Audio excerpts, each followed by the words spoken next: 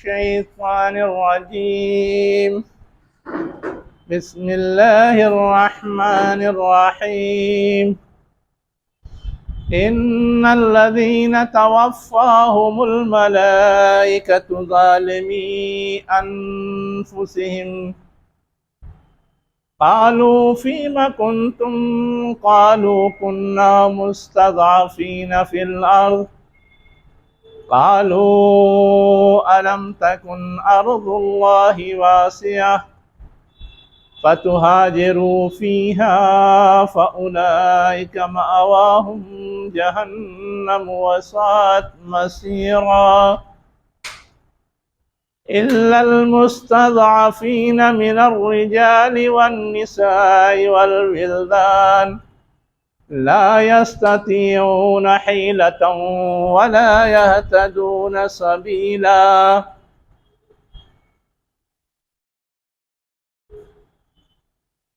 شروع اللہ کے نام سے جو انتہائی مہربان ہمیشہ رحم فرمانے والا ہے۔ بے شک وہ لوگ جن کی روحیں قبض کریں گے فرشتے، ظالمی انفسہم، اس حال میں کہ وہ اپنے اوپر ظلم کرنے والے ہیں، زیادتی کرنے والے ہیں۔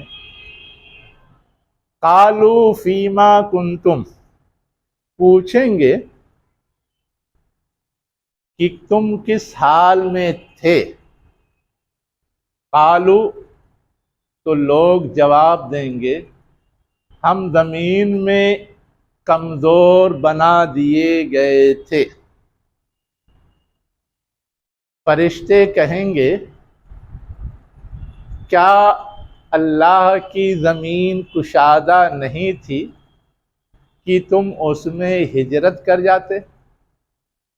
بس ان کے لیے ان کا ٹھکانہ جہنم ہے اور وہ برا ٹھکانہ ہے، سوائے ان کمزور بنائے جانے والے لوگوں کے اور عورتوں کے اور بچوں کے جو کسی تدبیر کی طاقت نہیں رکھتے اور نہ ہی کوئی راستہ پاتے ہیں۔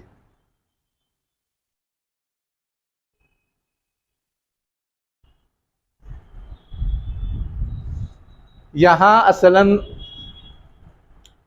اہل ایمان کو ایک ہدایت پچھلی آیات میں دی گئی تھی کہ جو لوگ گھیر لیے گئے ہیں اور ہجرت نہیں کر پا رہے ہیں، ظالموں کے ظلم کا شکار ہیں، ان کو اس سے نکالنے اور بچانے کے لیے تمہیں ظالموں کے اوپر چڑھائی کرنی چاہیے اور انہیں وہاں سے نکال لانا چاہیے۔ تو یہ تو گویا مومنوں کو ایک ہدایت دی گئی اور ان کی ذمہ کیا گیا کہ تم ان کمزور اور محصور لوگوں کو بچانے کی کوشش کرو۔ لیکن کچھ ایسا بھی معاملہ تھا کہ جو لوگ کہیں پھنسے ہوئے تھے، محصور تھے، دبائے اور کچلے جا رہے تھے، ان میں خود ان کا اپنا قصور تھا۔ وہاں کے لوگوں کا قصور نہیں تھا۔ وہ اگر چاہتے تو نکل کر کے آ سکتے تھے، ہجرت کر سکتے تھے۔ ایسے ہی لوگوں کو خطاب کر کے کہا جا رہا ہے کہ تم نے خود کوشش نہیں کی، گویا تم نے خود اپنے اوپر ظلم کیا اور اس ظلم کی وجہ سے تم قابل مواخذہ ہو۔ اب اس مواخذے کے حوالے سے کچھ باتیں اس میں کی گئی ہیں اور ساتھ ہی ساتھ یہ بھی بتایا گیا ہے کہ جب ان کا آخری وقت آتا ہے یا آئے گا تو ان سے یہ سمجھنے کی کوشش بھی کی جائے گی یا کی جاتی ہے کہ آخر انہوں نے ہجرت کیوں نہیں کی، اور ان کا جو جواب ہے اصلاً وہی جواب نامعقول ہے جس کو گویا ان کے لیے دلیل بنایا گیا ہے کہ تم نے نامعقول اسباب کی بنا پر ہجرت نہیں کی ہے، ورنہ تمہاری حفاظت کی ذمہ داری بھی اہل ایمان کے اوپر ڈالی گئی تھی، اور تم کو آرڈیننس بھی دیا گیا تھا کہ جو بھی ادھر ادھر بکھرے ہوئے ہیں سب مدینہ ہجرت کر جائیں۔ اس حوالے سے یہاں سب سے پہلی بات تو یہ بتائی جا رہی ہے، جو ایک تصویر کی شکل میں، منظر کی شکل میں سمجھانے کے لیے پیش کیا گیا ہے کہ اس طرح کے جو لوگ ہیں ان کی جب روح قبض کرنے کے لیے فرشتے آتے ہیں تو وہ چونکہ ایک طرح سے مجرم ہے تو ان سے پوچھتے ہیں کہ تم اس جرم میں کیوں ملوث ہوئے، اس جرم میں تم کیوں پڑے ہوئے ہو، کیوں نہیں تمہارے لیے موقع تھا تم یہاں سے نکل گئے؟ تو کہا جا رہا ہے کہ فرشتے ان سے پوچھیں گے تم کس حال میں ہو، یہ نہیں کہیں گے تم مجرم ہو، یعنی یہاں جس حال میں تم موجود ہو یہ حالت تمہاری قسم پرسی کی، مظلومیت کی، پریشانی کی ہے، اس حالت کو تم کیوں گوارا کر رہے ہو، تم نے اسے کیوں اختیار کر رکھا ہے؟ اللہ نے تو اس کا حکم نہیں دیا تھا، اللہ نے تو تمہارے لیے ایک چانس، ایک موقع فراہم کر دیا تھا کہ دارالہجرت قائم کروایا، اور یہ تھا کہ سب لوگ ہجرت کریں۔ تو وہ وہی عذر لنگ جو ان کا ہے وہ پیش کریں گے کہ یہاں ہم پھنس گئے، یہاں ہم دبا دیے گئے، ہم کچل دیے گئے۔ اب یہ ہے کہ وہ لوگ جو واقعتاً نہیں نکل سکتے تھے ان کے لیے تو عذر معقول ہے، لیکن جو نکل سکتے تھے صرف بہانے کے طور پہ یہ عذر پیش کر رہے ہیں، ان کا عذر معقول نہیں ہے۔ اسی کو کہا گیا کہ وہ کہیں گے تو کہ ہم زمین میں دبا دیے گئے، کچل دیے گئے، کمزور بنا دیے گئے، لیکن فرشتے کہیں گے اللہ کی زمین کشادہ تھی، نکلنے کا موقع تھا، تم نکلے کیوں نہیں؟ ہے نا؟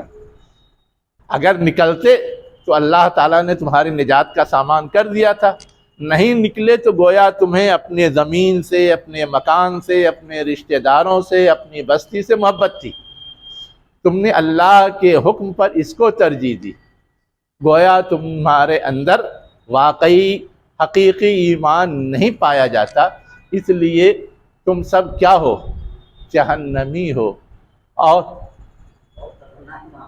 یس فَأُولَٰئِكَ مَأْوَاهُمْ جہنم، ان کے لیے کیا ہے؟ ان کا ٹھکانہ جہنم ہے، اور یہ برا ٹھکانہ ہے۔ ہاں جن کا عذر معقول ہے ان کے لیے گنجائش ہے، جس کو إِلَّا الْمُسْتَضْعَفِينَ مِنَ الرِّجَالِ وَالنِّسَاءِ وَالْوِلْدَانِ سے واضح کیا گیا ہے، لیکن عذر معقول ہونے کی دو وجہ بتائی گئی ہے۔ ایک وجہ بتائی گئی ہے لا یستطیعون حیلۃ، وہ کوئی تدبیر کرنے کی طاقت نہیں رکھتے، ہجرت کرنا ہے تو ہجرت کے لیے سواری چاہیے، اب اگر ان کے پاس ہجرت کے لیے سواری نہیں ہے تو ایک عذر ہے۔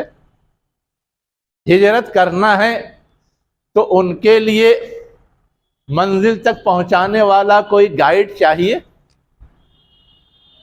اب اگر کوئی گائیڈ نہیں مل رہا ہے تو بھی خطرہ ہے، یہ ایک عذر ہے۔ لیکن لوگ خود صلاحیت رکھتے ہیں، ان کے پاس اپنے جانور ہیں، اپنے وسائل ہیں اور اپنی معلومات ہے، اس کی بنیاد پر وہ ہجرت کر سکتے ہیں، اس کے باوجود نہیں کر رہے ہیں، ان کی طرف سے یہ عذر قابل قبول نہیں ہے۔ تو ایک چیز تو بتائی گئی لا یستطیعون حیلۃ، وہ تدبیر کرنے پر کوئی ذریعہ اپنانے پہ طاقت نہیں رکھتے، ولا یہتدون سبیلا، اور وہ کسی راستے کی ہدایت نہیں پاتے۔ اب راستے کی ہدایت کا مطلب کیا ہے؟ راستے کی ہدایت کا ایک مطلب تو یہ ہے کہ ان کو اگر اکیلے ہجرت کرنی پڑ رہی ہے، کوئی اور ساتھ دینے والا نہیں ہے، تو انہیں جہاں جانا ہے وہاں کا راستہ نہیں معلوم، اور ابھی کوئی بتانے والا بھی نہیں ہے، سب لوگ مخالف ہیں، تو ایک عذر ہو سکتا ہے۔ یا پھر یہ بھی ہو سکتا ہے کہ کوئی ایسی جگہ پھنس گیا ہے جہاں سے اسے اتنا بھی انفارمیشن نہیں مل پا رہی ہے کہ یہاں سے نکلنا تو ہے لیکن نکل کے جانا کہاں ہے۔ یہ ہجرت کا حکم صرف مکے کے لوگوں کے لیے نہیں تھا، یہاں بہت چرچا تھا کہ سارے اہل ایمان مدینہ ہجرت کر گئے۔ یہ حکم تو عرب کے سارے قبائل کے لیے تھا، یا جہاں بھی آپ کی آواز پہنچ رہی تھی ان کے لیے تھا، اور ان میں جو لوگ بھی ایمان لا رہے تھے ان کے لیے تھا۔ تو آج کی طرح ایڈوانس دنیا نہیں تھی، منٹوں سیکنڈوں میں خبر پہنچتی تھی، وقت لگتا تھا۔ کہیں ایک ہی آدمی ایمان لایا ہے، اس تک نہ کوئی پہنچنے والا، نہ ملنے والا، نہ خبر دینے والا۔ یہاں صورتحال بدل گئی ہے، اور ایک مامون اور کہ محفوظ جگہ حاصل ہو گئی ہے جہاں جا کر کے اپنے آپ کو محفوظ کیا جا سکتا ہے۔ تو وہ ہے ولا یہتدون سبیلا، کہ کسی کو دار الہجرت یا دار الاسلام کے بارے میں آگاہی نہ ہو، اسے کوئی رہنمائی نہ ہو، اس کے بارے میں کوئی اطلاع نہ ہو، تو وہ معذور میں ہو سکتا ہے۔ اب یہ جو آیت ہے، اس آیت میں 3 بڑی حقیقتیں سمجھنے کی ہے۔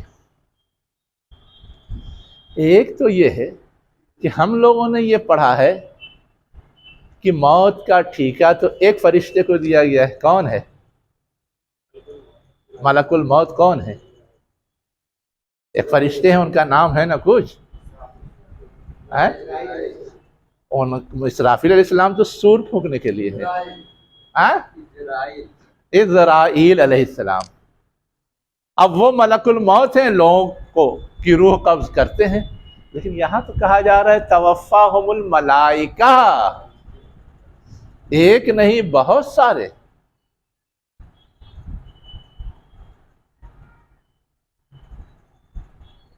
اس لیے کہ ملائکہ لفظ تو جمع ہے، ملک واحد ہے، تو یہ جمع کیوں آیا؟ ایک سوال ہے نا۔ اسرائیل علیہ السلام جو ہے، ہاں یہ موت کے جو فرشتے ہیں، ہاں ہاں، ان کے وہ لیڈر ہیں، اچھا لیڈر ہیں۔ یا جتنے فرشتے اس کام پر مقرر ہیں، ہاں اس گروہ کا نام اسرائیل۔ اچھا،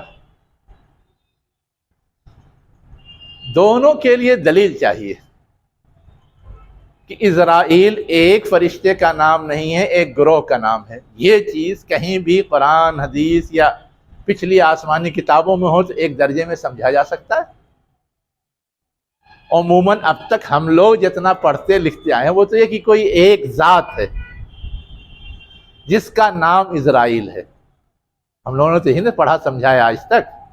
اب آپ گروہ کہہ رہے ہیں تو دلیل تو آپ کو دینا پڑے گا۔ جو دوسری بات ہے، یہ لیڈر ہیں اور ان کے ساتھ بہت سارے لوگ کام کرنے والے ہیں، یہ عین ممکنات میں سے ہے نا۔ لیکن اس چیز کا بھی کہیں کوئی اشارہ ہے کیا کہ ملک الموت کی مدد کے لیے کچھ ان دوسرے فرشتے بھی مقرر ہیں؟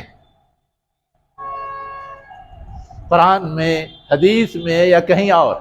قیاس تو کہتا ہے نا، لیکن اس کے لیے بھی کوئی چیز موجود ہے کیا؟ یہ رائے ہے ضرور مفسرین کی، لیکن اس میں یہ لوچ ہے، کمزوری ہے۔ لوچ کا مطلب یہ ہے اس کے لیے بھی کوئی سند موجود نہیں۔ ایک عقلی گنجائش یقیناً ہے، اس لیے وہ رائے رکھتے ہیں۔ اور ایک تیسری رائے بھی لوگ رکھتے ہیں۔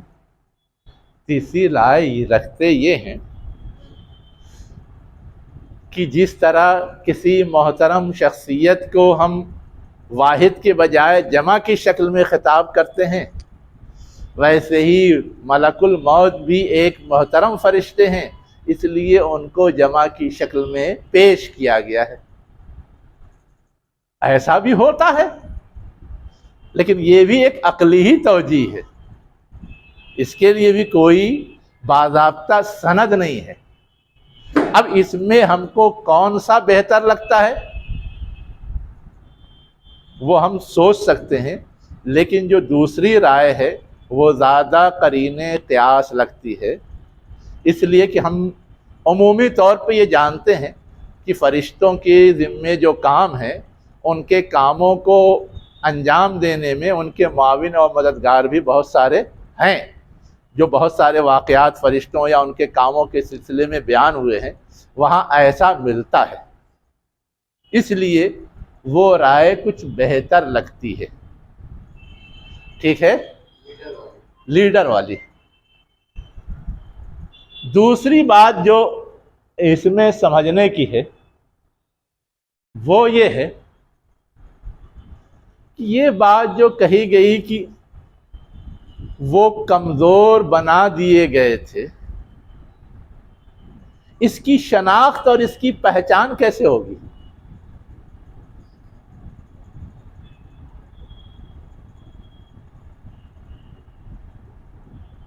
کیسے ہم سمجھیں گے کہ وہ کمزور بنا دیے گئے؟ جی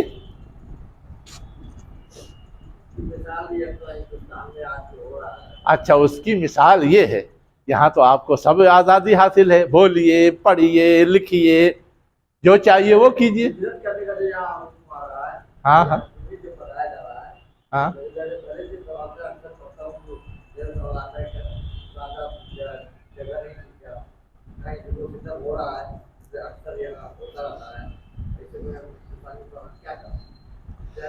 کیا ظلم و ستم ہوا ہے آپ پہ؟ ذرا کوئی ایک مثال دیجیے۔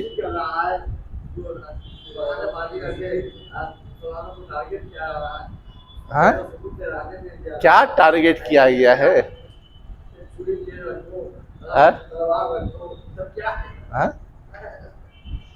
اور آپ کو نہیں کہا گیا کہ آپ بھی تلوار اور ہتھیار تیار رکھیے؟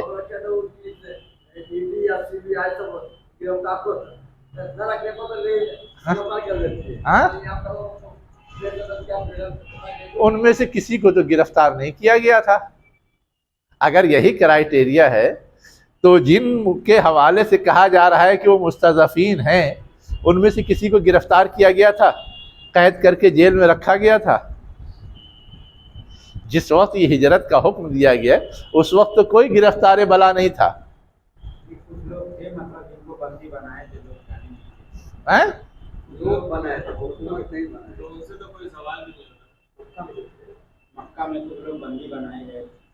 بندی کا مطلب غلام تھے؟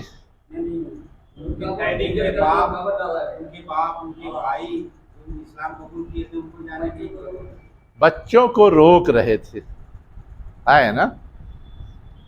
لیکن کیا ایسی بھی کوئی شکل تھی، ہے نا، کہ ان کو باندھ کے رکھا گیا تھا؟ یا یہ تھا کہ وہ چپکے سے اگر نکل جانا چاہتے تو نہیں نکل سکتے تھے؟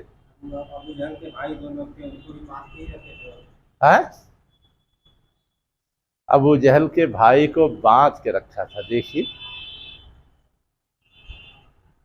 کہاں باندھ کے رکھا تھا؟ کھمبے سے، کمرے میں، گھر میں قید کر کے رکھا تھا۔ اچھا، اور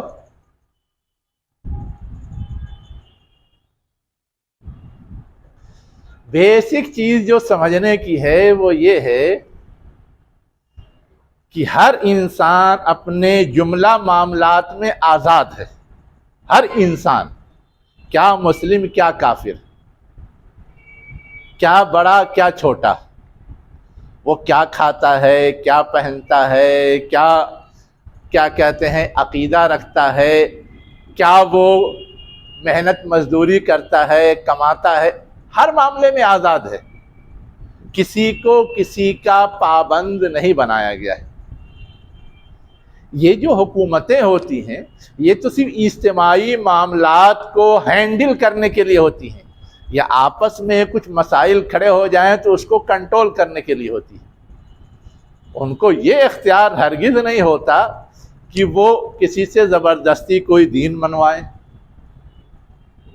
کسی سے زبردستی کوئی ملازمت کروائیں، کسی کو زبردستی کوئی مخصوص لباس پہنائیں، کسی سے زبردستی کسی مخصوص مقام پہ رہنے پہ مجبور کریں۔ یہ اختیار کہیں کسی کو نہیں ہوتا۔ جو اصولی بات ہے وہ یہ ہے مسلمات میں سے۔ اب اگر کوئی اس میں انٹرفیئر کرتا ہے، مداخلت کرتا ہے اور مجبور کرتا ہے کہ جو میرا عقیدہ اور تصور اور نظریہ ہے اسے تم مانو، جو میرا حکم ہے اسے تم فالو کرو، جو میں چاہتا ہوں وہی کھاؤ، باقی چیز مت کھاؤ، جیسا لباس میں پسند کرتا ہوں ویسا ہی پہنو، کوئی اور مخصوص لباس تم اپنی آزادی سے نہیں پہن سکتے، یہ ہے مداخلت لوگوں کے حقوق میں، لوگوں کی آزادی میں۔ اور جب یہ مداخلت ہوتی ہے تو اس وقت اگر صرف رائے کی حد تک ہو تو یہ تو دعوت و تبلیغ کے دائرے میں آتا ہے، لیکن بائی پاور ہو تو یہ جبر اور اکراہ کے دائرے میں داخل ہو جاتا ہے۔ تو یہ جتنے مستضعفین تھے افہام و تفہیم یا دعوت و تبلیغ کے ذریعے نہیں روکے گئے تھے، یہ قوت اور طاقت کے بل پر روکے جا رہے تھے ان ساری چیزوں سے۔ وہاں رہیں یا چھوڑ کے جائیں، لیکن وہاں رہ بھی رہے ہیں تو بھی ان کا قانون، ان کا حکم، ان کی بات تسلیم کریں۔ یہ تھا اصلاً ضعیف بنانا، یعنی وہ اتنا پاور نہیں رکھتے کہ ان کی بات کو ٹھکرا سکیں، ان کی بات کو رد کر سکیں، مجبور ہیں کہ مانیں ورنہ جان کے لالے پڑ جائیں گے، ضروریات کے لالے پڑ جائیں گے، زندگی کے لالے پڑ جائیں گے۔ یہ ہے اصل چیز جو سمجھنے کی ہے کہ استضعاف ہوتا کیا ہے۔ آج جو کوشش ہو رہی ہے باطل کی طرف سے اہل ایمان کے لیے، وہاں اسی انداز کی کوششیں ہو رہی ہیں، اس لیے ہم کہتے ہیں یہ جبر اور اکراہ ہے نا، جس پہلو سے آپ دیکھیں۔ ورنہ اسلامی حکومت میں بھی جو اسلام کے ماننے والے نہیں ہیں وہ رہتے ہیں، جنہیں ذمی کہا جاتا ہے، لیکن ان کے ان سارے حقوق میں کہیں بھی کوئی مداخلت نہیں کی جاتی، جبر اور اکراہ کا معاملہ نہیں ہوتا، اس لیے وہ چیز کمزور بنانے میں نہیں آتی، وہ چیز ان کو جبر اور اکراہ کے دائرے میں نہیں لاتی، وہ اپنے معاملات میں آزاد ہوتے ہیں۔ تو بیسک چیز یہ ہے۔ اب جو لوگ بھی ہجرت نہیں کر رہے تھے ان میں اس طرح کے لوگ بھی تھے، جیسے اب خباب بن ارد کے بارے میں آتا ہے کہ وہ ہجرت کرنا چاہتے تھے لیکن وہاں کے لوگ جانے نہیں دینا چاہتے کہ تم نے مکے میں رہ کے کمایا ہے، کمائی پوری ہمارے حوالے کرو تب جانے دیں گے ورنہ نہیں جانے دیں گے۔ ہے نا یہ تاریخ کے ریکارڈ میں؟ یہ جبر تھا، یہ اکراہ تھا۔ ویسے ہی بہت ساری خواتین تھی جو جانا چاہتی تھی لیکن ان کے گھر کے لوگ نہیں جانے دینا چاہتے تھے، اپنے عیب یا اپنے کیا کہتے ہیں عزت اور ناک کے حوالے دے کر کے کہ ہماری بیٹی غیروں کے پاس رہے گی جس کو ہم پسند نہیں کرتے ہیں، ان کے زیر سایہ رہے گی، ہماری عزت خاک میں مل جائے گی۔ یہ جبر تھا۔ انسان جب بڑا ہوا، بالغ ہوا تو ان سارے معاملات میں وہ آزاد ہو جاتا ہے، حتیٰ کہ شادی کے معاملے میں بھی آزاد ہو جاتا ہے۔ ماں باپ نہ چاہیں لیکن وہ کہیں شادی کرنا چاہتا ہے تو اسلام اجازت دیتا ہے، کر سکتے ہیں، ہے یا نہیں ہے؟ تو یہ اصل بات ہے جو سمجھنے کی تھی۔ تو کچھ لوگ ایسے تھے جن کو اس طرح دبا اور کچل کر کے یا گھیر کر کے رکھا گیا تھا اور نہیں جانے دیا جا رہا تھا، اور کچھ لوگ ایسے تھے کہ وہ اتنے با اثر تھے کہ وہ ہجرت کرنا چاہتے کر سکتے تھے، بہت سارے لوگوں نے کیا بھی۔ مولانا جو نکاح کے سلسلے میں بات کی ہے، ہاں ہاں، حدیث میں اس کے خلاف کچھ آتا ہے؟ یقیناً ایک جملہ ہے، لا نکاح الا بولین، ہے نا؟ وہ صرف اس لیے کہ معاملات طے پا رہے ہیں تو کوئی سرپرستی ہونی چاہیے، لیکن وہ شرط نہیں ہے نا؟ صرف وہ اس ضرورت کا اظہار ہے کہ معقول اور بہتر شکل یہ ہے، ورنہ اگر دو بالغ جوڑے اگر آپس میں نکاح کر لیں، کہیں یہ نہیں کہ ان کا نکاح نہیں ہوگا۔ ہاں، یہ صرف مسلکی بیان ہے بعض مسالک میں، یہ اصولی بیان نہیں ہے، یہ اصولی بیان نہیں ہے۔ آپ مجھے یہ بتا دیں کہ صحابہ کرام یا اس کے بعد کے دور میں اگر کسی نے اس طرح شادیاں کر لی ہیں اور ولی تیار نہ رہا ہو تو باطل قرار دے کر کے الگ کرایا گیا، دوبارہ شادی کرائی گئی، ایسی کوئی مثال آپ کے علم میں ہے؟ اگر باطل ہوتا تو الگ کرایا جاتا، اور الگ کرانے کے ساتھ ساتھ دوبارہ یا تو ضرورت ہے تو نکاح پڑھوایا جاتا، لیکن ایسی کوئی مثال ہے پوری تاریخ میں یا سیرت میں یا جتنے واقعات آپ نے پڑھے ہیں؟ یہ تو مل جائے گا کہ کی گئی ایسی شادیاں ہوئی ہیں، ایسی شادیاں، لیکن یہ نہیں ملے گا کہ باطل قرار دے کر کے الگ کیا گیا ہو، اس لیے میں وہ بات کہہ رہا ہوں۔ ٹھیک ہے، تو میں یہ بتا رہا تھا کہ یقیناً کچھ لوگ تھے جن کے لیے کوئی روک ٹوک نہیں تھی، وہ ہجرت کر سکتے تھے، اس کے باوجود نہیں کر رہے تھے تو اس کے اسباب دوسرے تھے۔ ایسے ہی لوگوں کی یہاں گرفت کی گئی، ایسے ہی لوگوں کی کیا کی گئی ہے؟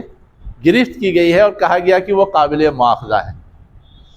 تو آج کے ماحول میں جیسے ہاں انڈیا میں تو نہیں، جیسے یہ برما والے ہو گئے، برما میں، ہاں چائنا میں کچھ حصوں میں جو مسلمانوں کو تکلیف دی جاتی ہے، ہاں ہاں یا فلسطین میں، ہاں، تو ان لوگوں کے اوپر کیا آئے گا کہ کہاں ہجرت کریں گے؟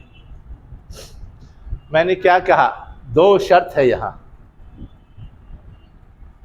قابل معافی جو لوگ ہیں وہ کون لوگ ہیں؟ جو لا یستطیعون حیلۃ، کوئی تدبیر نہیں رکھتے، ولا یہتدون سبیلا، اور کوئی راستہ انہیں نہیں معلوم۔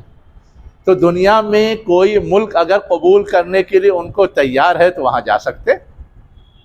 آخر برما کے لوگ بہت ساری جگہوں پہ گئے اور وہاں ان کو لوگوں نے ایکسیپٹ کیا، وہ ٹھیک ہے، اور ان کو اب ان ٹھکانوں پہ پہنچنا چاہیے جہاں قبول کیا جا رہا ہے، دیر سویر پہنچ بھی سکتے ہیں۔ تو ہے یہ کہ اگر ان کے لیے یہ راستہ تھا اور اس لیے وہ نکلے تو انہوں نے صحیح کیا، ورنہ ان کے لیے عذر تو معقول تھا کہ وہ نہیں ہجرت کرتے، وہیں رہتے، ہے نا؟ اسی لیے میں نے بتایا تھا کہ یہ ان دو شرطوں کے ساتھ معافی ہے، اور یہ دو شرطیں اگر پوری ہو رہی ہیں تو پھر معافی نہیں ہے۔ اب وہ چائنا کے جو لوگ ہیں یا برما کے لوگ ہیں، ان کے لیے یہ ہے کہ ان پہ تو ہنگامی آفت آ پڑی، اور ہر ایک کے لیے اسکوپ نہیں رہا کہ وہ نکل کر کے جائیں، ہے نا؟ کچھ لوگوں کو یہ اسکوپ ملا تو وہ گئے بھی۔ آج بھی دنیا کے بعض ممالک ایسے ہیں، گرچہ وہ دارالاسلام نہیں ہیں،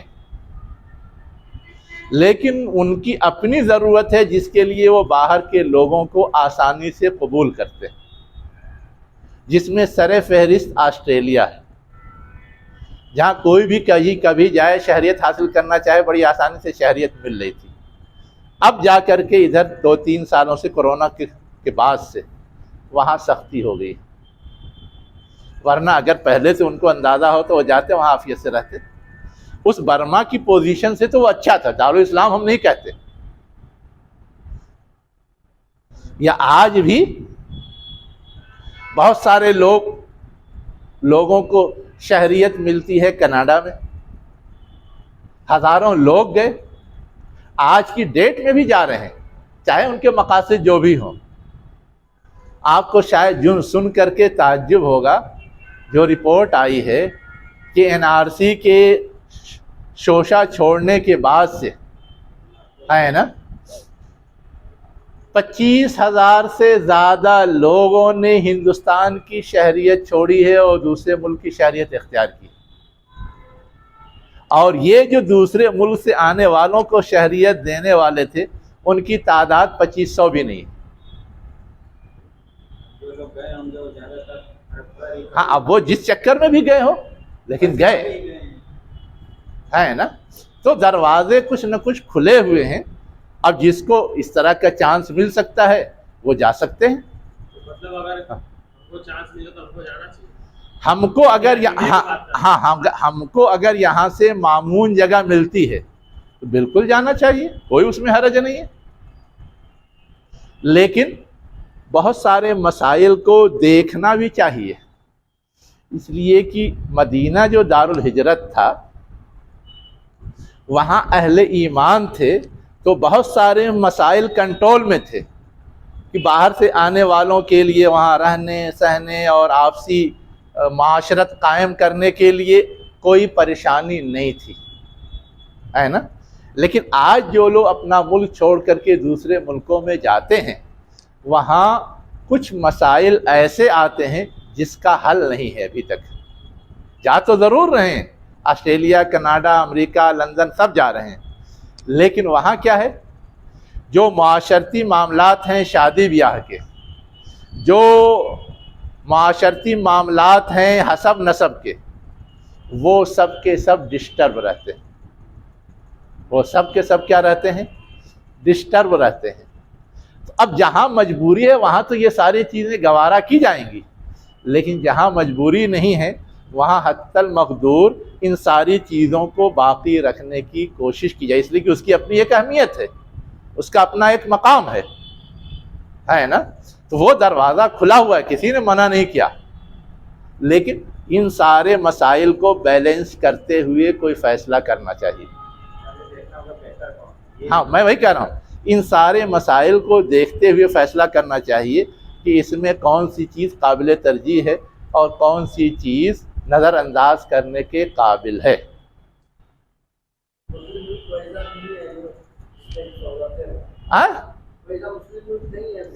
ہاں، آج تو نہیں ہے، اس لیے کہ یہ سارے تماشے تو اسی لیے پیدا کیے گئے ہیں۔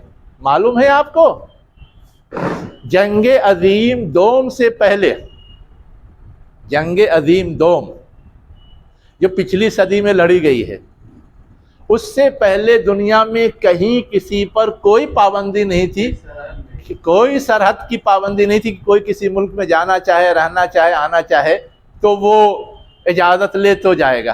تھوڑے بہت یہ ہوتے تھے کہ بزنس کرنا ہے، معاملات کرنے ہیں تو اس کے لیے اجازت لینی ہوتی تھی یا سپورٹ لینا ہوتا تھا۔ جیسے انگریز آئے سپورٹ لینے کے لیے، کیا کہتے ہیں، یہاں عہد معاہدے کیے تھے، لیکن آنے جانے کے لیے کوئی پابندی نہیں تھی، رہنے سہنے کے لیے کوئی پابندی نہیں تھی۔ یہ تو باضابطہ بائی پلان اپنی اپنی چودراہٹ کو باقی رکھنے کے لیے یہ سرحدی حد بندیاں اور اس کے ساتھ ساتھ پاسپورٹ کی شرط لاگو کی گئی ہے، جس کے ذریعے لوگ جہاں ہیں وہیں جکڑ کر کے یا بدھ کر کے رہ گئے، ورنہ انسانی تاریخ میں جنگ عظیم دوم سے پہلے ایسا تماشا نہیں تھا۔ اگر دنیا پر نظر ڈالی جائے اور خاص طور سے اسلامی ممالک پر نظر ڈالی جائے تو ہندوستان کے مسلمان جو ہیں قدرے پریشان ہیں، لیکن بہت زیادہ ستائے ہوئے نہیں ہیں، ان کو ہر طرح کی آزادیاں حاصل ہیں۔ فی الحال مستقبل میں کیا ہوگا؟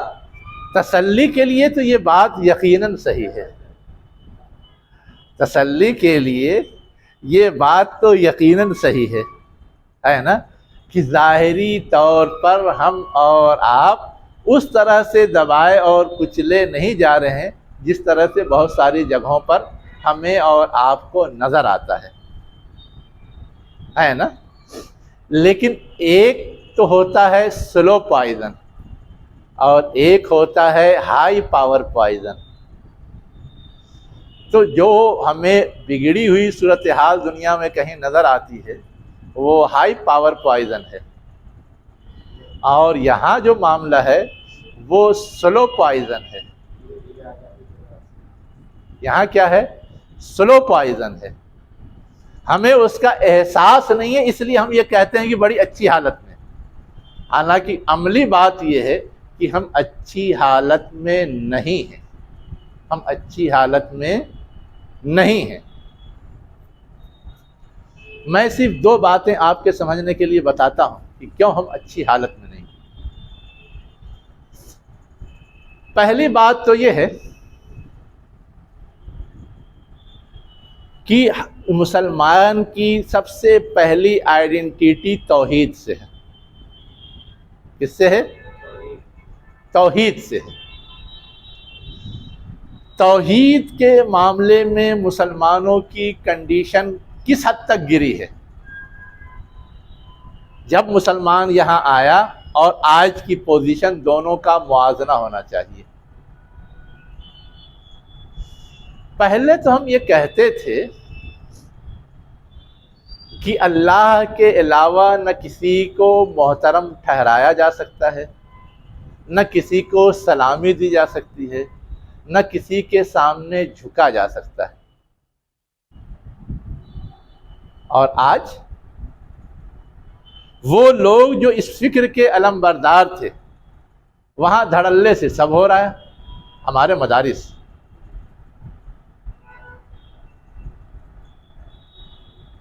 ایک وقت تھا کہ انگریز اس طرح کے بہت سارے مطالبات رکھتے تھے اہل ایمان سے تو وہ انگریزی ملازمت چھوڑ کے الگ ہو جاتے تھے اگر اس طرح کے مطالبات ان کی طرف سے آتے تھے. اور آج ہم اس طرح کے مطالبات کیا جبری فیصلوں کے خلاف آواز اٹھانے کی بھی ہمت نہیں کر پا رہے ہیں. اب یہ سلو پوائزن کے ذریعے ڈاؤن فال ہے یا نہیں؟ میں صرف یہ کہہ رہا ہوں.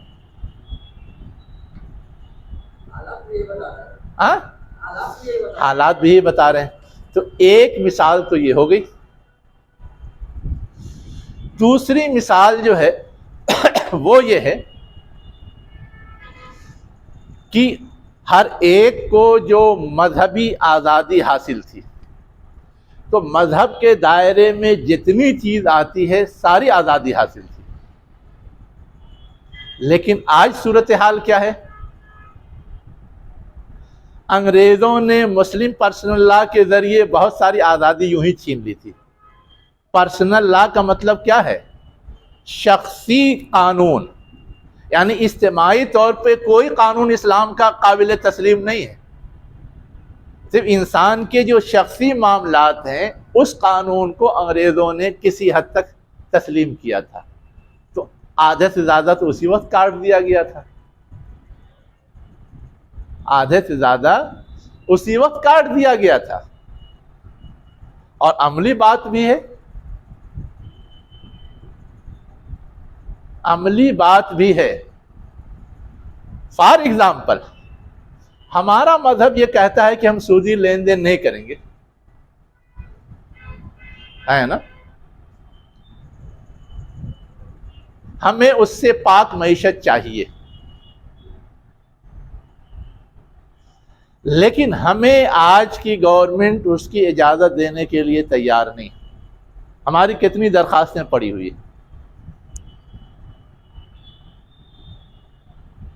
اب یہ بالواسطہ مداخلت ہے یا نہیں؟ بالواسطہ حق پرستی سے روکا جانا ہے یا نہیں؟ یہ مثال تو درست ہے، لیکن اسلامی ممالک میں بھی یہ چیز ہے. دیکھیے غلط ہے، چاہے وہ اسلامی نام نہاد ملک کے اندر ہو چاہے غیر اسلامی ملک کے اندر ہو، غلط ہے. یہ نہیں کہہ سکتے کہ غیر اسلامی ملک میں ہے اس لیے غیر اسلامی ملک میں وہ درست ہو جائے گا. یہ نہیں کہا جا سکتا حق کے معاملے میں. وہ چیز وہاں بھی ملے گی لیکن ہم نے کیا کہا کہ مجموعی نفع نقصان کو دیکھا جائے گا، آئیڈیل تو کہیں موجود نہیں ہے۔ میں نے پہلے یہ بات کہی کہ کوئی ہجرت کرنا چاہتا ہے تو یہاں سے اچھی پوزیشن کہیں ملنے والی ہے تو سوچے، ورنہ نہیں ملنے والی ہے تو نہ سوچے، اس لیے کہ اس وقت محفوظ دارالہجرت تو کہیں نہیں ہے۔ ایک مثال اور ہو سکتی ہے قربانی کا معاملہ، ہم گائے کی قربانی نہیں کر سکتے، اور بھی بہت ساری مثالیں ہیں، لیکن میں نے تو وہ مثال جان بوجھ کے نہیں دی کہ ابھی ایک نیا سوال تب اٹھے گا۔ میں وہی کہہ رہا ہوں کہ نام نہاد اسلامی ملک میں بھی اگر کوئی چیز غلط ہو رہی ہے تو غلط غلط ہے، وہ غلط صحیح نہیں ہو جائے گا، ہے نا؟ تو ہم تو ہمیشہ قرآن اور حدیث کے دیے ہوئے کرائیٹیریا پہ ہر چیز کو چیک کریں گے، ٹھیک ہے؟ اگر دل کی آمادگی کے ساتھ آمنا صدقنا کہہ رہے ہیں تو ظالم ہے، سنیے فتویٰ۔ لیکن دل میں کہیں بھی کڑھن ہے، تکلیف ہے، احساس ہے تو ظالم کے دائرے سے باہر ہیں، باقی کس دائرے میں ہر ایک کی کیفیت خود وہ جانتا ہے۔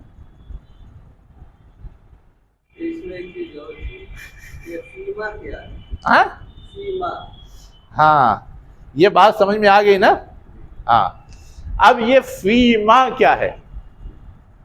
فی مانے تو میں ہوتا ہے، یہ حرف جر ہے، اور ما مانے کیا ہوتا ہے نا؟ تو فی ما مانے کس چیز میں؟ اب ما جو ہوتا ہے عربی وہ میم الف ما لکھا جاتا ہے نا؟ لیکن یہاں پر میم الف ما نہیں لکھا ہوا ہے، الف کو اڑا دیا گیا ہے، ٹھیک ہے؟ تو اب الف اڑنے سے اس کا معنی نہیں بدل جائے گا، معنی تو وہی رہے گا اور وہی ہے، اب مختلف اسباب سے وہ اڑایا جاتا ہے۔ اب ان اسباب کو پڑھنا ایک الگ گرامر کا مسئلہ ہے، میں صرف آپ کے سمجھنے کے لیے بتا دوں کہ ہم اور آپ جہاں پہ کوئی بات سمجھ میں آ رہی ہوتی ہے یا سہولت پیدا کرنی ہوتی ہے تو شارٹ کٹ اسلوب اپناتے ہیں یا نہیں اپناتے ہیں؟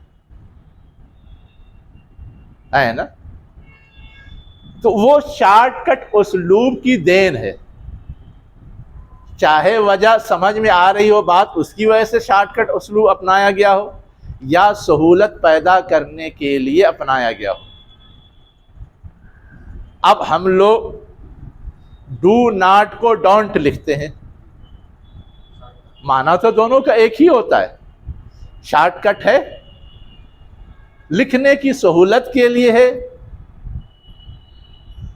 کوئی معنی میں تو فرق نہیں آتا ہے نا؟ تو کبھی سہولت کے لیے بھی ایسا ہوتا ہے، اور کبھی یہ ہوتا ہے کہ کسی نے ہم سے کہا آپ نے کھایا نہیں، میں نے کہہ دیا ہاں، باقی اڑا دیا کہ ہاں میں نے کھایا ہے، تو یہاں سمجھ میں آ رہا ہے اس لیے ہاں کافی ہے، باقی جملہ کہنا ضروری نہیں، وہ بھی شارٹ کٹ کی ایک شکل ہے۔ ہاں نہ میں جواب دیا، باقی تو سوال سے سمجھ میں آ رہا ہے اس لیے اس کو کہنے کی ضرورت نہیں، تو ایک شارٹ کٹ وہ بھی ہے۔ تو یہ جو فیما والا ہے یہ سہولت والا ہے نا، جس کی وجہ سے الف کو کہیں کہیں گرا دیتے ہیں سہولت کے لیے، بیان کی سہولت کے لیے جس کو کہہ سکتے ہیں، ٹھیک ہے؟ یہ ہے۔ اب اس کے بعد آگے کیا کہا جا رہا ہے؟ اولئک عسى الله ان يعفو عنهم وكان الله عفوا غفورا۔ یہ جو مستضعفین ہیں جن کو مستثنیٰ کیا گیا ہے، یہ وہ لوگ ہیں کہ ان کے بارے میں توقع ہے کہ اللہ ان سے درگزر کرے، ان کے پاس معقول عذر ہے نا، اور اللہ تعالیٰ اس معقول عذر کو قبول کرنے والا ہے، بخشنے والا ہے، عفواً درگزر کرنے والا اور غفور بخشنے والا۔ اب یہاں پر ایک سوال صرف جو پریکٹیکل آتا ہے وہ یہ کہ عفواً اور غفوراً دونوں لفظ تو تقریباً ہم معنی ہے، ملتا جلتا ہے، درگزر کرنا بھی معافی کرنا ہے، معاف کرنا بھی معافی کرنا ہے، فرق کیا ہے دونوں میں، یا دو کیوں آیا؟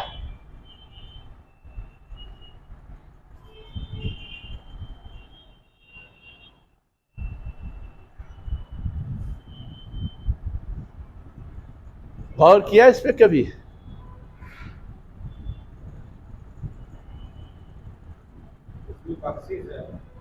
کس میں؟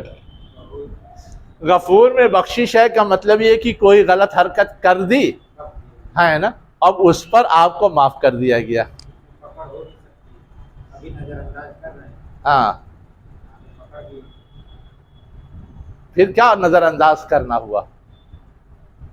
وہ بھی اللہ کی ذات نظر انداز کر دے پھر بھی پکڑے، کہیں گے یہ تو دھوکہ ہو گیا. سوچ کے بولیے.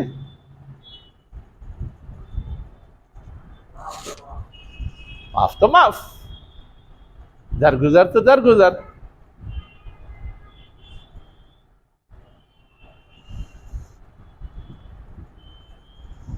اب ہمارے مفسرین نے اس کو مختلف انداز سے سمجھانے کی کوشش کی. کسی نے کہا کہ دو صفت آئی ہے تو ایک حال کے لیے، ایک مستقبل کے لیے، یا ابھی تک جو کچھ کر چکے ہیں ایک اس کی معافی کے لیے، ایک آئندہ کی یقین دہانی بھی.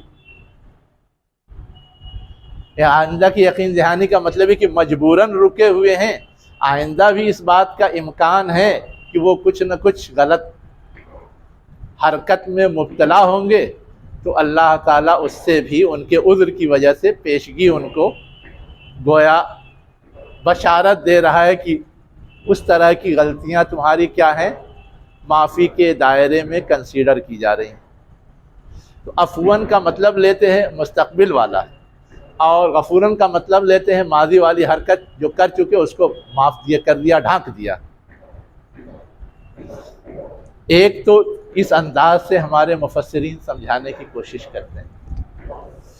ایک دوسرا انداز ان کا یہ ہے کہ عفواً جو ہے وہ معمولی غلطیوں کے لیے آتا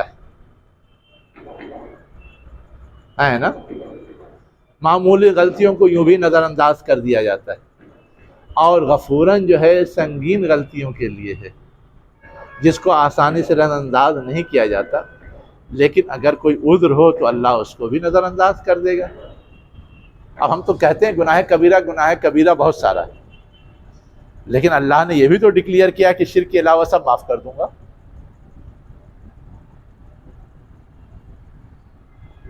تو بعض مفسرین اس کو اس انداز سے سمجھاتے ہیں کہ جو چھوٹی چھوٹی معمولی غلطیاں ہیں اس کو معاف کرنے کے لیے اللہ کی صفت عفواً آئی ہے، اور جو بڑی بڑی غلطیاں ہیں اس کو بھی اللہ معاف کر دے گا، اتنا رحیم کریم ہے، اس کے لیے غفور کی صفت آتی ہے یا آئی ہے. بہرحال غور کیجئے، دیکھیے کتنا یہ سمجھ میں آتا ہے، لیکن اس انداز سے سمجھانے کی کوشش کی گئی ہے. اب یہ کہا جا رہا ہے کہ جو لوگ گنجائش رکھتے تھے اور ہجرت کر سکتے تھے اس کے باوجود نہیں کیا، تو ان کی اصل سبب کیا تھی؟ جو کچھ ایک جگہ رہتے سہتے بنا بنایا تھا، چاہے وقار، چاہے اسٹیٹس، چاہے مال، چاہے دولت، چاہے جائیداد، جو بھی ہو، اس کو وہ چھوڑنا نہیں چاہتے تھے.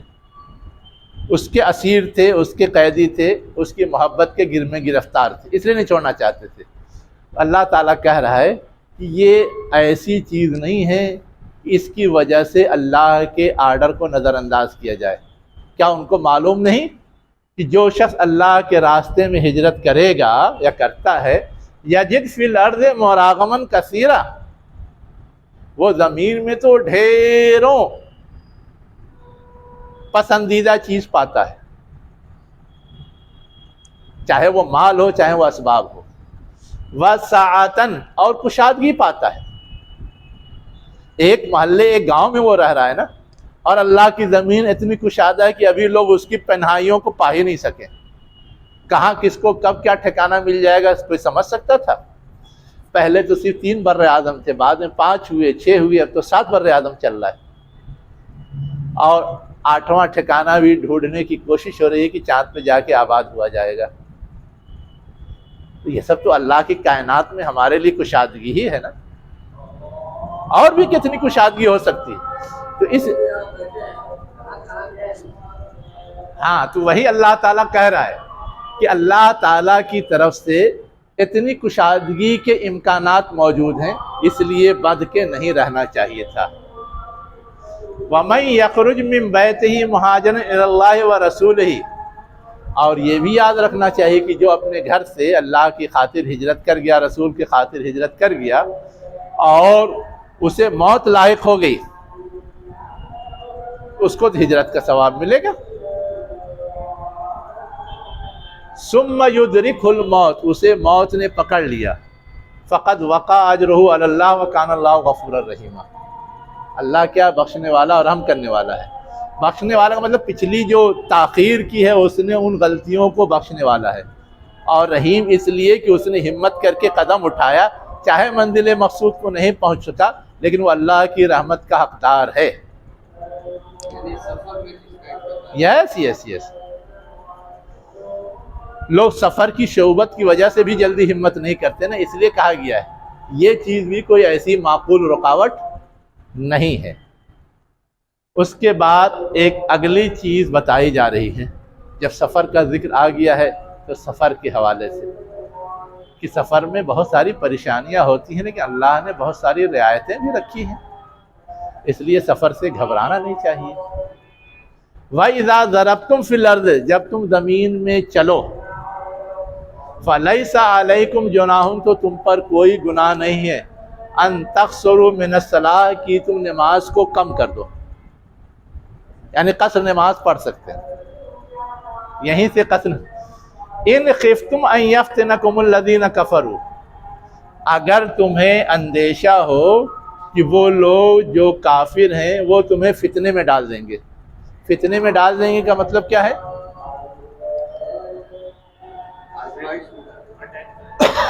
آزمائش میں ڈال دیں گے کا مطلب حملہ کر دیں گے، یا آزمائش میں ڈال دیں گے مطلب ہے کہ کافروں کے درمیان رہیں گے تو ہر وقت آزمائشوں میں گھرے رہیں گے، اس لیے ہجرت کرنی ہی چاہیے۔ سفر میں تمہیں کوئی دقت ہو سکتی ہے، ان دقتوں کو حل کرنے کے لیے اللہ نے بہت ساری گنجائشیں رکھی ہیں۔ دوسرا مطلب یہ لیتے ہیں کہ سفر کے دوران تم پہ حملہ کر دیں گے، تم کو مار ڈالیں گے، لیکن تمہیں اصلاً جو چیز سمجھنے کی ہے وہ یہ ہے کہ اللہ کے چاہے بغیر تو دنیا میں کچھ ہوتا ہی نہیں۔ کافر چاہیں بھی، اگر اللہ نہیں چاہے گا تو تم کو کوئی نقصان نہیں پہنچا سکتے، تم کو کسی آزمائش میں نہیں ڈال سکتے۔ جب اللہ چاہے گا آزمائش میں ڈالیں تو اللہ تعالیٰ تو آزماتا ہے بندوں کو ان کے درجات بلند کرنے کے لیے، اس لیے وہ چیز ہوتی ہے۔ ان الکافرین کانوا لکم عدوا مبینا، بے شک کافرین کیا ہے؟ تمہارے کھلے دشمن ہیں، ان کی طرف سے یہ اندیشہ ہونا فطری ہے، لیکن یہ اندیشہ ایسا نہیں ہے کہ اس اندیشے پر اللہ کے حکم کو ٹال دیا جائے۔ اللہ کا حکم اس سے زیادہ اہم ہے، اس لیے اس اندیشے کو ٹالنا چاہیے اور اللہ کے حکم کو پورا کرنا چاہیے۔ اگر خوف نہ ہو ہاں نماز قصر نہیں کریں گے؟ جی، اگر خوف نہ ہو تو نماز قصر نہیں کریں گے، ایسا تو ہے نہیں۔ یہاں پر تو یہی ان تقصروا من الصلاۃ، ہاں تو میں نے جو مطلب آپ کو بتایا ہے ان خفتم ان یفتنکم الذین کفروا، ہے نا، یہ اس وقت یہی ہے نا۔ ہاں، اس کے بارے میں جو چیز سمجھنے کی ہے کہ میں نے جو بات بتائی ہے وہ یہ کہ وہ جہاں دارالحرب میں یا دارالکفر میں گھرے ہوئے ہیں وہاں کی آزمائش ان کو پریشان کر رہی ہے تو انہیں سفر کے لیے نکلنا چاہیے، اور اس سفر میں ان کو بہت ساری رعایتیں اللہ کی طرف سے طے شدہ ہیں۔ مطلب یہ جملہ معترضہ نہیں ہے، یہ جملہ اذا ضربتم فی الارض سے متعلق ہے، اور ضربتم فی الارض کا مطلب ہجرت ضروری نہیں، کوئی بھی سفر، ورنہ ہوتا نا بس جب تم کیا کہتے ہیں ہجرت کرو تو تم پر کوئی یہ نہیں ہے کہ تم قصر کرو، تو پھر تو وہ ہجرت کے لیے خاص ہو جاتا، عام حالات میں تو قصر کیا نہیں جا سکتا تھا، ہے نا۔ تو اس چیز کو کہ نماز میں قصر کرنا ہے یہ سفر کے لحاظ سے گنجائش ہے، اس لیے تعبیر اذا ضربتم فی الارض آئی ہے، اور جس کی عملی تشریح اللہ کے رسول نے کی ہے۔ جب آپ حج کے لیے گئے اس دوران بھی آپ نے کیا، جب آپ کسی ضرورت سے کسی قبیلے میں گئے، کھانا کی جنگ نہیں کرنی تھی، بات چیت کرنی تھی اور کچھ معاہدے کرنے تھے تو بھی آپ نے قصر کیا، اور جنگوں میں گئے تو بھی آپ نے قصر کیا۔ تو یہ عمومیت پیدا کرنی تھی، اس لیے عمومی لفظ آیا اذا ضربتم فی الارض، ورنہ صرف ہجرت سے متعلق ہوتا یا جنگ سے متعلق ہوتا صرف وہی تعبیر آتی۔ اس جملے کو کہاں ملائیں گے؟ اس جملے کو ملائیں گے کہ سفر جو اس وقت خاص طور سے پیش نظر تھا وہ تھا دارالکفر اور دارالحرب، جہاں وہ کمزور بنا دیے گئے تھے، وہاں سے ہجرت کرنے کا سفر درپیش تھا، ہے نا؟ اور وہاں وہ ایک طرح سے آزمائش میں تھے کہ دین پہ عمل نہیں کر سکتے تھے۔ تو اس آزمائش کا تعلق محصور زندگی کے اندر جو دین کے معاملات میں وہ باندھ دیے گئے تھے اس سے باقی یہاں جو بات چل رہی ہے، ہاں شروعات جو ہوئی ہے کہ وَإِذَا ضَرَبْتُمْ فِي الْأَرْضِ، بالکل تم جب گھر سے نکل دیے ٹھیک نکل دیے تو نماز کو قصر کرو، ہاں اگر تمہیں خوف لائے کس مقصد سے نکلے یہ ہے؟ نہیں، ہاں میں یہی تو کہہ رہا ہوں کہ یہ عمومی ہے، ہجرت کے موقع سے بھی، جہاد کے موقع سے بھی، عام سفر میں بھی کامن رکھنا ہے، ٹھیک ہے؟ اب یہ جو بات بیان کی گئی ہے یہ بات صرف اس لیے بیان کی گئی ہے کہ سیاق میں چونکہ وہ فتنے کی پوزیشن موجود تھی، اس وقت نکلنے کی بات ہجرت کے حوالے سے ہو رہی تھی، اس لیے بیان کی گئی، لیکن یہ شرط نہیں ہے، یہ صرف کیفیت کا بیان ہے، میں یہ کہہ رہا ہوں۔ یہ ان جو آیا ہے ہاں ہاں ہاں تو یہ تو مستقبل کا معنی پیدا کر رہا ہے۔ ان خفتم ان یفتنکم الذین کفروا، آئے نا، اگر تمہیں ڈر ہو کہ وہ تمہیں آزمائش میں ڈال دیں گے، یہی نا مستقبل، تو جہاں گھرے ہوئے ہیں اگر مستقل گھرے رہیں تو آزمائش تو ان کی یہی ہوگی نا کہ کفر کی حالت میں لوٹ کے آنا پڑے گا دیر سویر،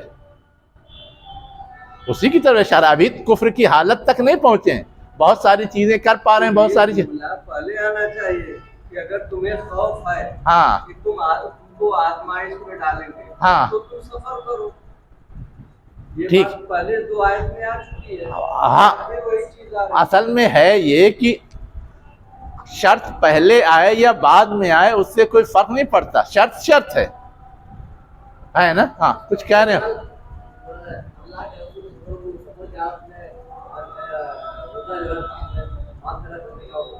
ہاں ہاں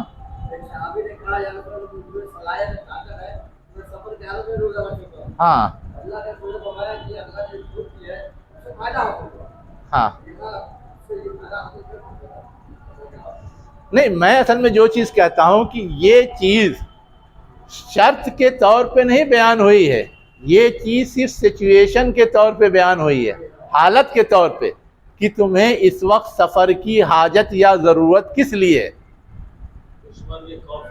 دشمن کے خوف کی وجہ سے، کبھی کسی اور وجہ سے بھی ہو سکتی ہے، تو جب سفر کریں تب قصر کر سکتے ہیں، باقی خوف کی حالت میں کیسے نماز پڑھیں گے وہ اگلی آیت میں ہے، یہاں خوف کی حالت کا بیان نہیں ہے، یہاں صرف سفر کی ضرورت کن کن اسباب سے پڑ سکتی ہے ان میں سے ایک سبب کی طرف صرف اشارہ ہے، ٹھیک ہے؟ اب خوف کی حالت میں نماز کیسے پڑھیں گے اس کو بتایا گیا آگے، وَإِذَا كُنْتَ فِيهِمْ۔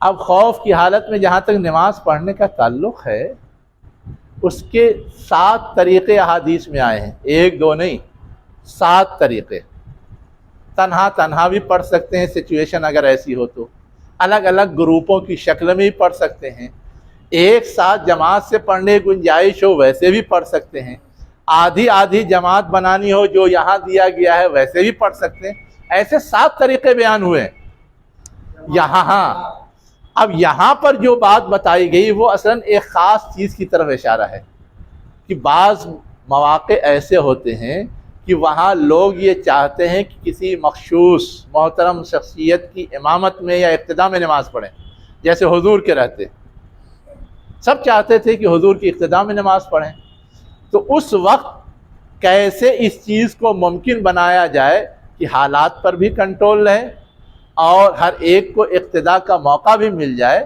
اس کی ایک شکل صرف بتائی گئی ہے۔ یہی شکل آخری اور حتمی نہیں ہے۔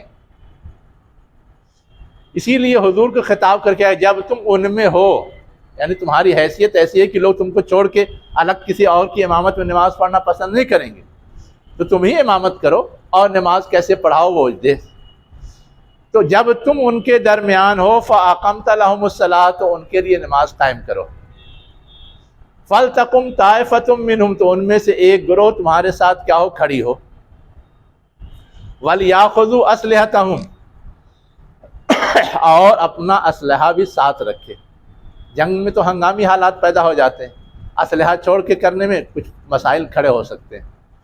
فَإِذَا سَجَدُوا، پس جب وہ سجدہ کر لیں، یعنی ایک رکوع پر ہو جائے پورا، فَلْيَكُونُوا مِنْ وَرَائِكُمْ، تو وہ ہو جائیں تمہارے پیچھے، یعنی دوسرا رکعت پوری کر کے وہ پیچھے جا کر کے جو دوسرا گروہ نہیں شریک ہوا ہے ان کی جگہ لیں، اور اب جو دوسرا گروہ ہے وہ آ کر کے آپ کی اقتداء میں شریک ہو جائے۔ اسی کا وَلْتَأْتِ طَائِفَةٌ أُخْرَىٰ، دوسرا گروہ آئے لم یصلوا، جنہوں نے نماز نہیں پڑھی تھی، پیچھے کھڑے انتظار کر رہے تھے یا نگرانی کر رہے تھے۔ پھر کیا کہا جائے، فَلْيُصَلُّوا مَعَكَ، تو وہ اب تمہارے ساتھ دوسری رکعت پڑھیں، تو تمہاری تو دو ہو جائے گی، ان کی ایک ہی ہوگی، تو وہ پھر اپنی ایک رکعت بعد میں پوری کریں۔ وَلْيَأْخُذُوا حِذْرَهُمْ، لیکن یہ بھی آ کر کے شریک ہو رہے ہیں تو یہ بھی چوکنا رہیں، بچنے کے جو ہتھیار ہیں یا اسلحے ہیں یا اوزار ہیں ان کو ساتھ رکھیں، چھوڑیں نہیں۔ وَأَسْلِحَتَهُمْ وَلْيَأْخُذُوا حِذْرَهُمْ، یعنی چوکنا رہیں کا مطلب یہ کہ بالکل منہمک صرف نماز میں نہ ہو جائیں، دوسری چیزوں سے غافل ہو کر کے۔ وَأَسْلِحَتَهُمْ، اور اپنے اسلحے کو بھی اپنے ساتھ رکھیں۔ اوپر تو صرف اسلحہ رکھنے کی بات کہی گئی تھی، اور یہاں حِذْرَهُمْ وَأَسْلِحَتَهُمْ دو چیزوں کی بات کہی گئی ہے، اس کو بھی سمجھنے کی ضرورت ہے۔ وہاں تو یہ تھا کہ ایک گروہ آلریڈی محاذ پہ ٹکا ہوا ہے، دوسرا جا رہا ہے نماز پڑھنے کے لیے، تو سامنے والے کو نہیں معلوم کہ دوسرا کیا کر رہا ہے، صرف جگہ تبدیل کر رہا ہے یا کچھ بھی کر رہا ہے۔ لیکن جب نماز ہوئی تو کیفیت کا اندازہ ہو جاتا ہے۔ اب جب کیفیت کا اندازہ ہو جاتا ہے تو وہ جانتے ہیں کہ یہ نماز کتنی دلچسپی سے پڑھتے ہیں، اس موقع سے فائدہ اٹھا سکتے ہیں۔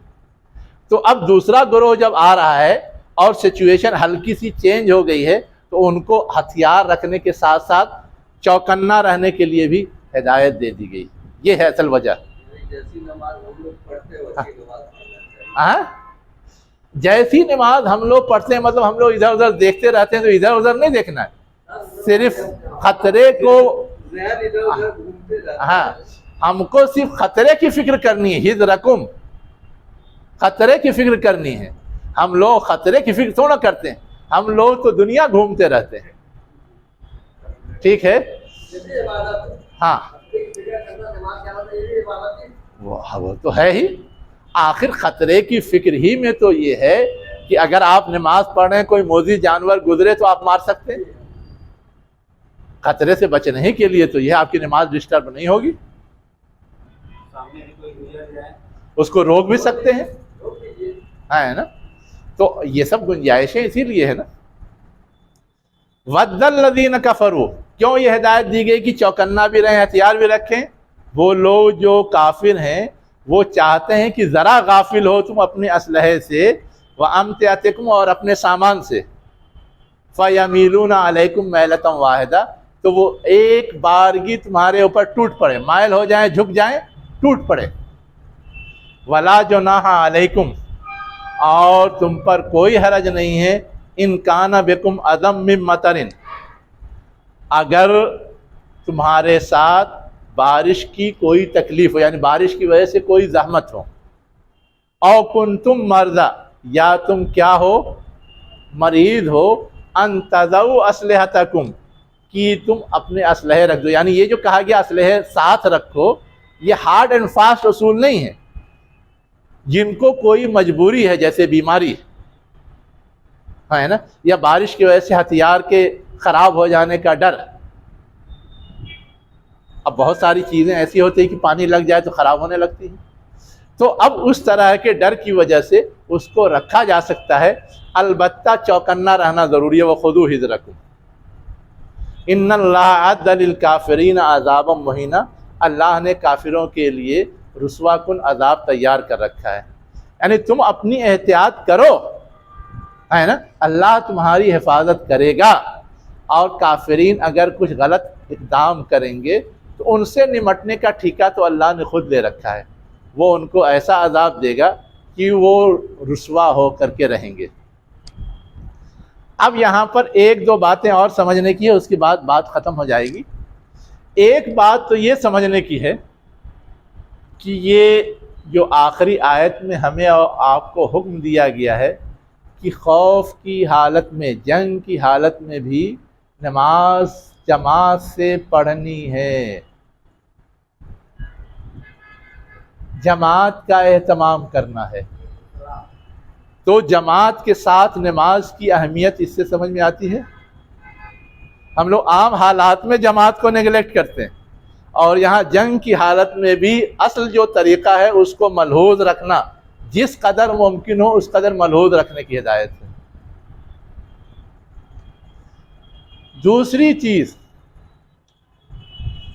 کہ اگر حالات اس بات کے متقاضی ہوں کہ نماز میں جو امن، سکون اور یکسوئی چاہیے، اس میں اگر خلل آتا ہے تو اس خلل سے نماز ضائع نہیں ہوتی۔ آخر ایک گروہ جائے گا، دوسرا آئے گا، اپنا ہتھیار رکھے گا یا کچھ بھی کرے گا، یہ تو لگے گا کہ وہ نماز پڑھ ہی نہیں رہا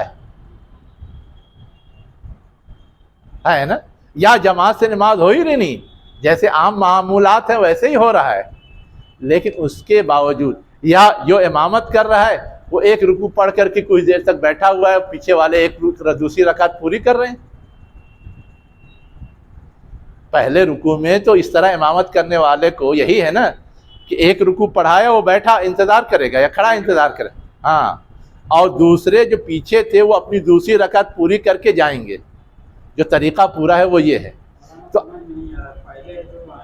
ایک رکعت پڑھائی، اب امام صاحب ایک رکعت کے بعد کھڑے کھڑے انتظار کریں گے، اور جو پیچھے نماز پڑھنے والا ایک گروہ ہے وہ اپنی دوسری رکعت پوری کر کے سلام پھیر کے جائے گا۔